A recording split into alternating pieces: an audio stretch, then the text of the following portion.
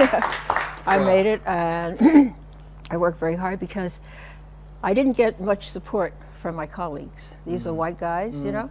So they used to all kid me, man, you're too skinny. You can't play the timpani. You're not strong enough. You know, because they think, well, if you ever go to a symphony orchestra and you look at the timpani player who's in the back of the orchestra, and, you know, they're men and they're strong.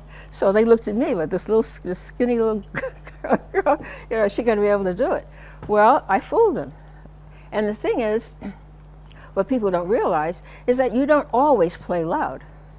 Good music is loud, soft, you know, there's phrasing, there are all, you know, there are all kinds of nuances in music.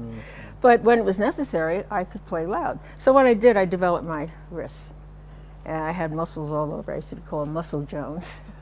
So you developed them? I developed them automatically as you were playing? Well, as you're playing. When you do anything that's repetitive, you develop muscles. You know, so I would play, and I developed these muscles, and I got muscles here, muscles there, muscles all over the place. So I went to Juilliard, and that was a full scholarship given by Duke Ellington. I also played in his band. Which, you also played in the band? I played in the band. Wow. He wrote a special piece for myself and the other two guys, and we played that in 1947 at Carnegie Hall. 1947.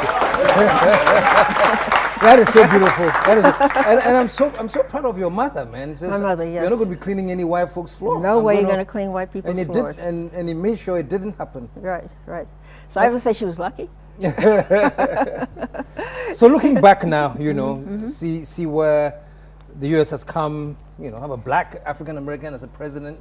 Compared to the times you started, what are your thoughts? What do you see? Well, you know what, we still have a lot of work to do.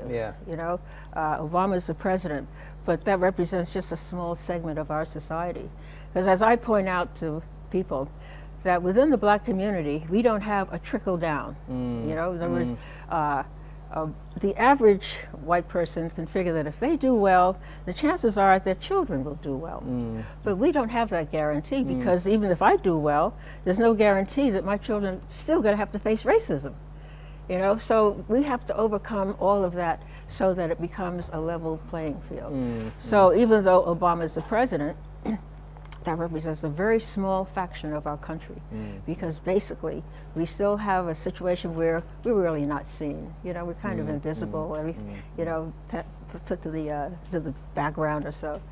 So, which means that we have to keep fighting. You know? But you can't fight by giving up, because some people say, well, I can't do that, I can't do that. So I give lectures in schools, and whenever I give a lecture, I don't give a lecture to encourage kids to play music. I give a lecture to encourage people to do what their heart tells them to do. And to let them know that it's not always going to be easy. You know, you're going to face all kinds of barriers. But if you really love what you're doing, you'll manage those barriers. And sometimes you make them a challenge. You know? And it makes it even more enjoyable. You know? So I started my career after I left Juilliard. And it's a long, long, long story. I was the first black person to play with the New York City Opera. Have you ever been to New York? I've been to New York. So you know the New York City Opera. Yeah. Well, I was the first black person to play with the New York City Opera, and that was in 1949. Wow, give it up for that, man. That's solid. That's solid. Solid. The best part of the story is they didn't want me. They didn't want you? They didn't want me. I auditioned. My teacher, you know, said, there's an audition, so go take it. I wasn't Italian, I wasn't a male, and I wasn't white. So I had nothing going for me, except the fact that I went and I played.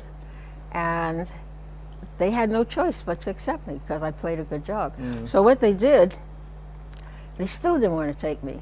So to make a very long story short, when the opera season begins in September, you have a period of rehearsals before the actual performances begin, okay? So what I was going to be replacing a player. He was going on to something else. So instead of me starting at the beginning of the rehearsal period, they had me come in after the rehearsal period. So it meant that the fellow I was replacing played all the rehearsals, which meant that I had to then go in and play without a rehearsal. So of course all the powers that be figured, well, you know, this gal, she won't make it, because the first opera we had to play was called Der Rosenkavalier by Richard Strauss, all German. My music is in German. Everything is in German. And very, very difficult music. Well, I had to go in and play it without a rehearsal. Wow. So I went in and I played it. And even to this day, I still remember what happened after I played the last note. The guys all got up and they came and they gave me a big hug. They said, without the "You rehearsal, nailed it." you still went and played it. I played it, exactly. Wow. And, you know, they still talk about it, you know, but that was back in 1949, you know.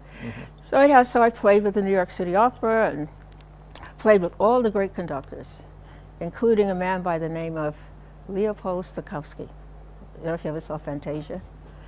He was the conductor of that, and he was considered one of the world's greatest conductors, but he also loved my playing. So he got me to play with him. So I played with the New York City Opera for 11 years. During that time, I had 3 children. I had my son, who I almost gave birth to while I was playing. Then I had my daughter. While you were playing, you were that close to delivery? I was playing a thing, and you know I have to stand up to play and sit down every time I'd stand up. But at that time, my husband came to meet me, and he says, "How do you feel, honey?" I said, "Well, I feel okay, but except that every time I stand up, I feel like something is draining." He says, "You're in labor." Wow. There's no way you're going to play tonight's performance.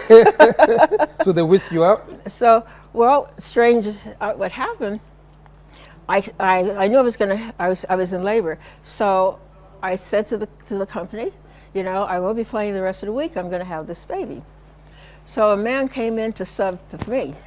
Well, he came in, and right away, you see, in the pit, we're playing in a pit. The stage is up here, and we're down in a pit with lights, and these lights all have wires. So here I was, my big belly, I'm going through the wires and, you know, get back to the timpani and whatnot. So this guy that came in to sub for me, he came over the wires, big, strong, healthy guy, and tripped. broke his ankle. So my manager then called me. He says, "Elayne, you have the baby yet?" And I said, "Well, not quite yet." He said, "You got to come back. You got to come back." So I had to go back and sub for my sub. So that's how I happened to be in the pit where I should. So you went back? I went back, yeah. And that's when I went into labor with my son. Oh, it's getting so interesting. And unfortunately, we have run out of time. They've been signaling me for a while, but I just couldn't stop you. In a minute, you've been to Ghana.